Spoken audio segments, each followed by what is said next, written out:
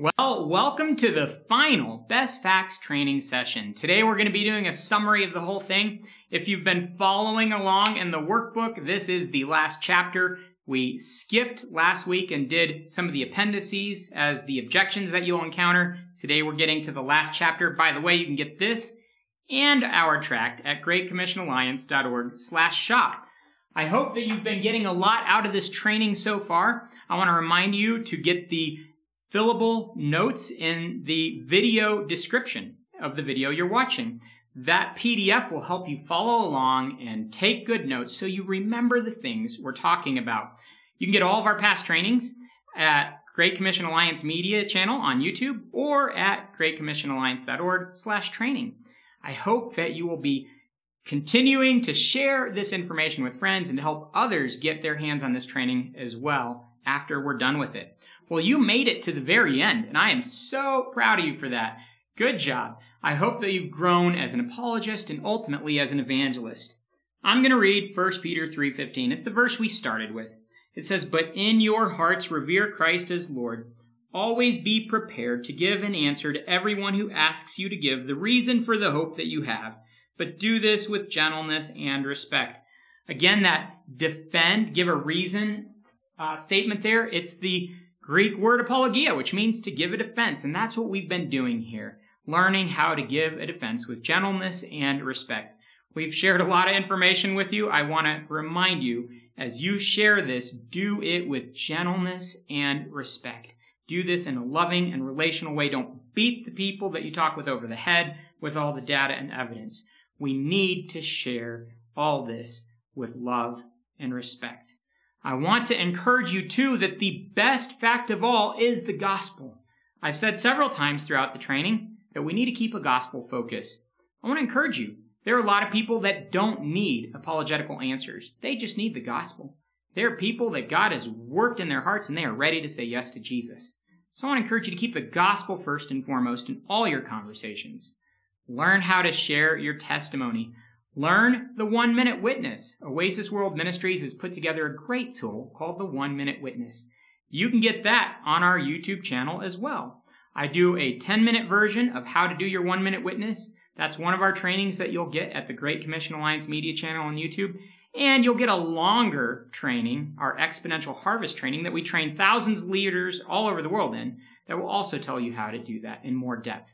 But basically, learn how to share your testimony and keep a focus on the gospel. The gospel is the best fact at all. No one can argue with your testimony. So in all these conversations, be loving, be respectful, and keep a gospel focus.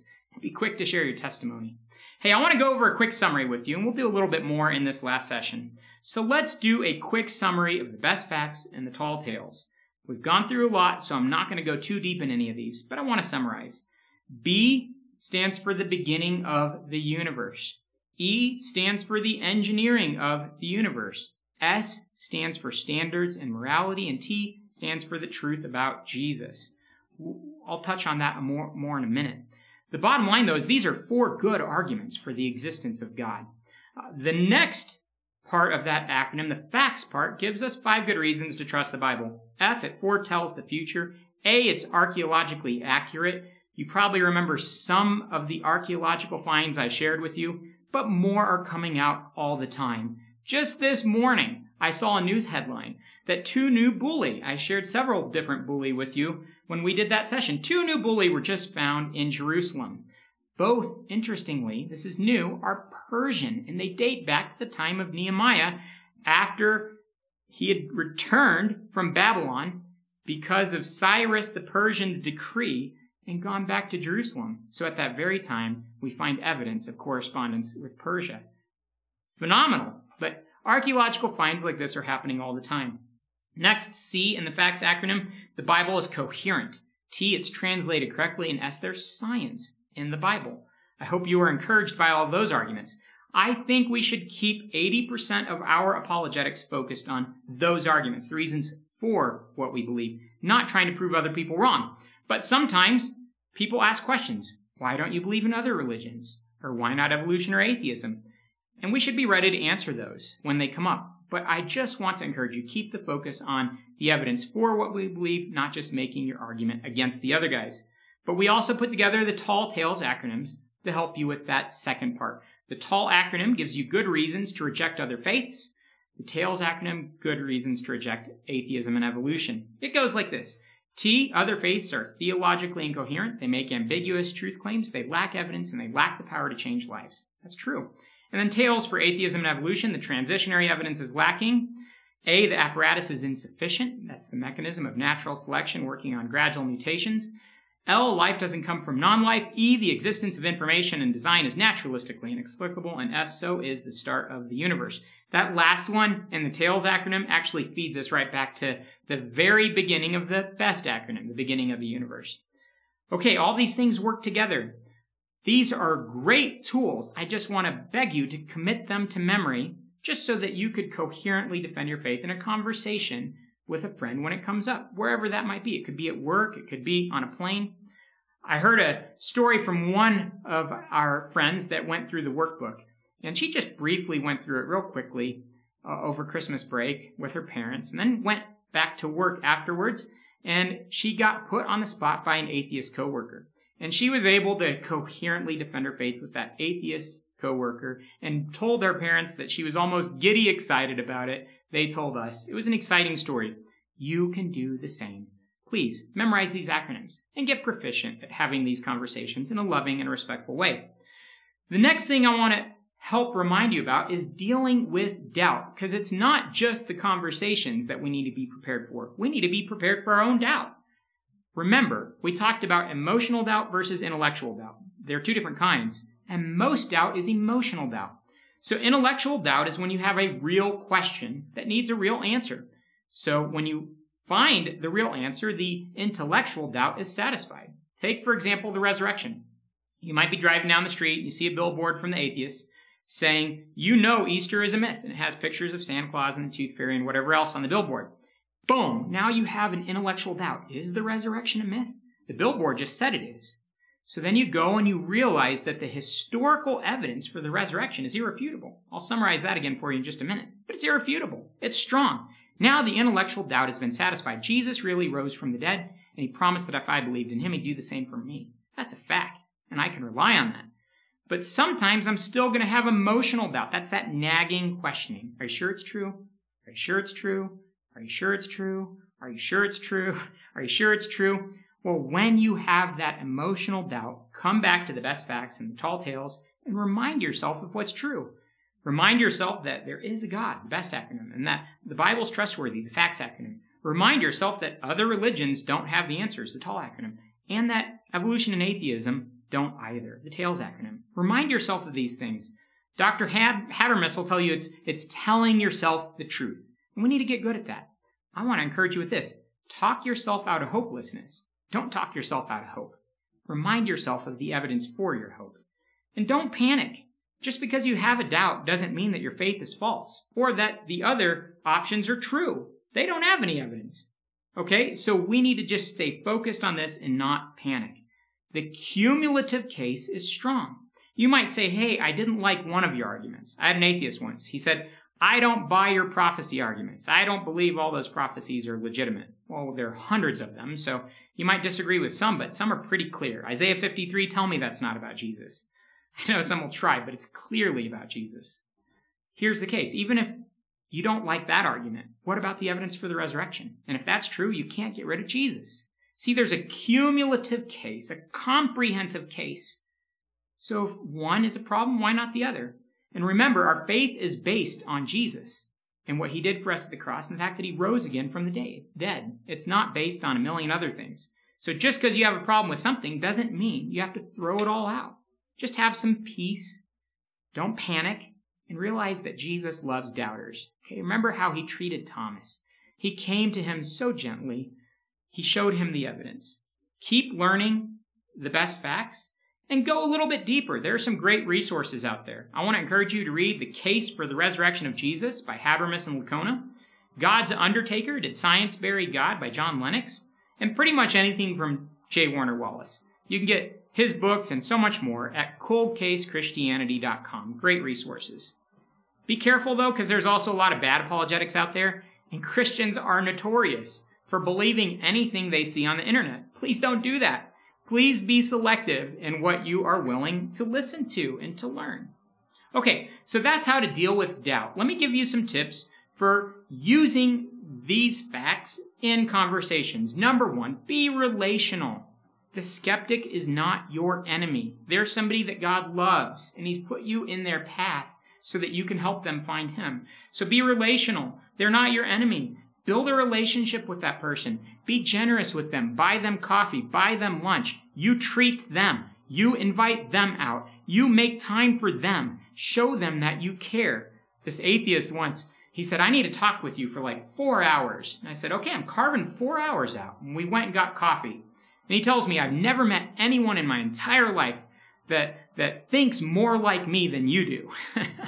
We had a great conversation as friends. I have lots of friends that are atheists. So please, respect those people and be relational. Listen carefully. Try to understand where they're coming from. Don't just bulldoze them with facts. Get to know where they're coming from. Use questions. Use questions to better understand their perspective. Ask about their beliefs. Ask about their experiences. Listen very carefully. You'll hear things that could trigger other things that you need to be listening for. Be looking for the real reason they rejected Christ.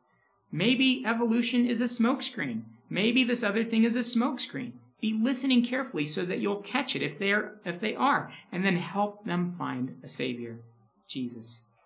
Also use questions to respectfully point out where their worldview is lacking. Sometimes you don't want to just crush someone, but you can ask a question that shows them where their worldview is lacking. I would encourage you to read Tactics by Gregory Kokel. Masterpiece. You have to read it. It's important. Once I was sharing my faith, and this guy said, I've decided that it's wrong to have a firm perspective on anything. That's the end of it. And I asked one simple question. I said, isn't that a pretty firm perspective? The guy's jaw dropped. He didn't know how to respond, but it helped him open up to a conversation about the firm perspective of the gospel. So ask questions that draw people out. If they say only science can tell us what is true, ask something like, what scientific experiment demonstrates that? Or if they say there is no truth, say, do you believe that is true? Use questions to help them see where their worldview is lacking. In all of this, keep the resurrection focus. I've said that a few times, and I've promised you that I'd run back through Habermas's minimal facts. There is a wealth of evidence for the resurrection beyond the minimal facts. Things like the criteria of embarrassment, the fact that the women found the empty tomb, things like references to the resurrection in the Babylonian Talmud, and so much more. But Habermas has collected the strongest evidences into the minimal facts. These are evidences that have almost universal acceptance, even among secular, critical, skeptical scholars. They're strong. Every single one of these has many lines of evidence behind it and many reasons that it can't be refuted. And basically, Habermas says if these 12 facts are true, and he actually even makes the argument with like 5 of them, even simpler, but if these are true, the resurrection is the only answer to this evidence. He calls it a heads I win, tails you lose argument. I had a friend once that said, I can't believe the Bible. And I said, why not? And he said, I don't believe there was a global flood. And I said, okay, just for the sake of argument, let's say there wasn't. I believe there was, but let's just say there wasn't. Why can't you trust Jesus? I said, if you can refute the resurrection, then I'll agree you have a point. But if you can't refute the resurrection, why didn't you come to Jesus based on what he did for you at the cross and the fact that he rose again and promised you eternal life? And then you can figure out that whole flood thing later.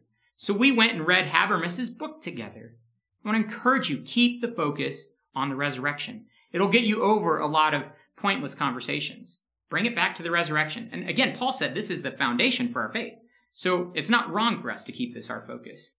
Here are Habermas's minimal facts that have almost universal scholarly acceptance. Jesus died by Roman crucifixion. He was buried in a private tomb. His disciples were initially discouraged. His tomb was found empty shortly after his burial. The disciples and numerous others were convinced they saw the risen Christ.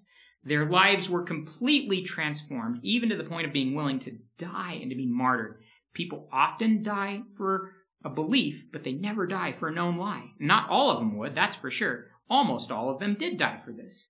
The story of the resurrection took place very early. This isn't a myth that evolved, but that Christian creed in 1 Corinthians 15 can be dated. It talks about the resurrection, can be dated to the year that it happened. Their testimony and preaching took place in Jerusalem originally. That's the place that it happened, the one place it could have been refuted if it wasn't a fact. The church based the gospel on this from the start. This isn't something that got added in later. Sunday became the primary day for worshiping. Imagine what it would have taken for a bunch of Sabbath-observing Jews to switch to worshiping on Sunday, something monumental, namely the resurrection. James, the brother of Christ, who was a skeptic before the resurrection, came to believe because of the resurrection, and Saul did too, and became one of the greatest proponents of the Christian faith.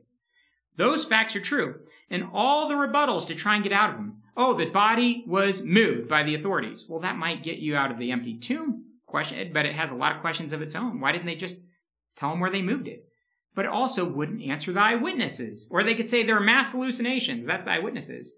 Well, those don't happen, but if it did, it might answer the eyewitness question, but it wouldn't answer the empty tomb question. So what the skeptic has to do is they have to add up all these unwarranted hypotheses to get out of the resurrection, something that historians can't do.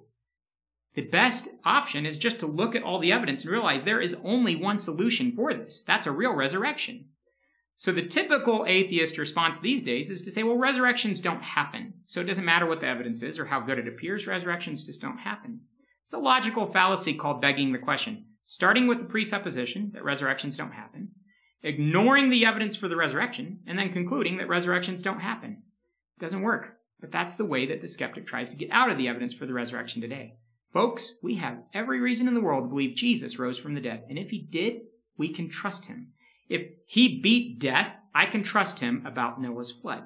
If he beat death, I can trust the Old Testament that he relied on and spoke from and taught from and quoted.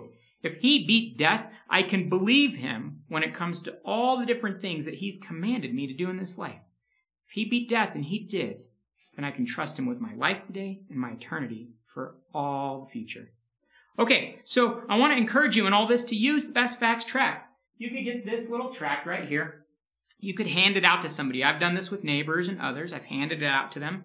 You could also work through it with them conversationally. Ask somebody if you could buy them coffee. Say that you want to go through some stuff. Open it up, maybe fold the page back so they're not reading ahead.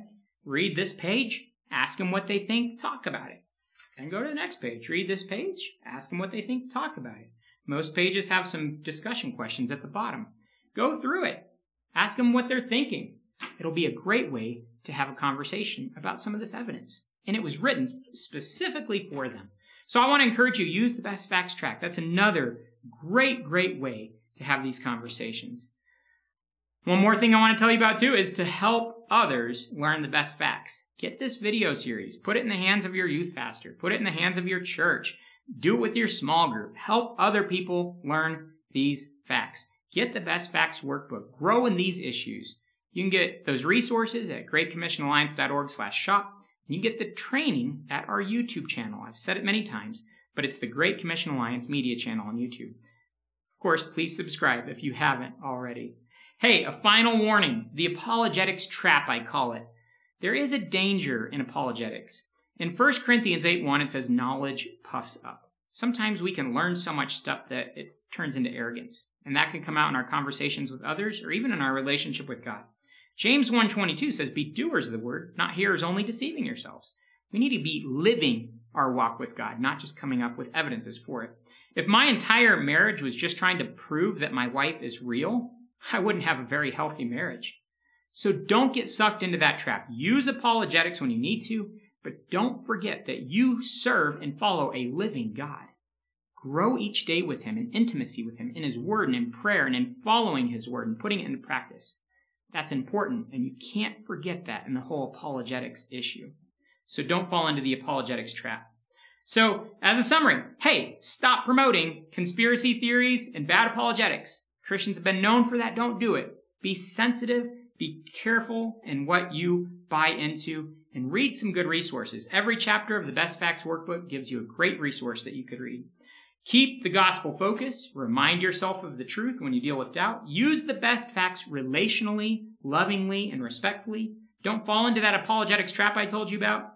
And remember that we are here for an important time in history to reach people for Jesus. This is just one tool. Share the gospel often and use this tool to defend your faith when you need to. so that more people can find Jesus.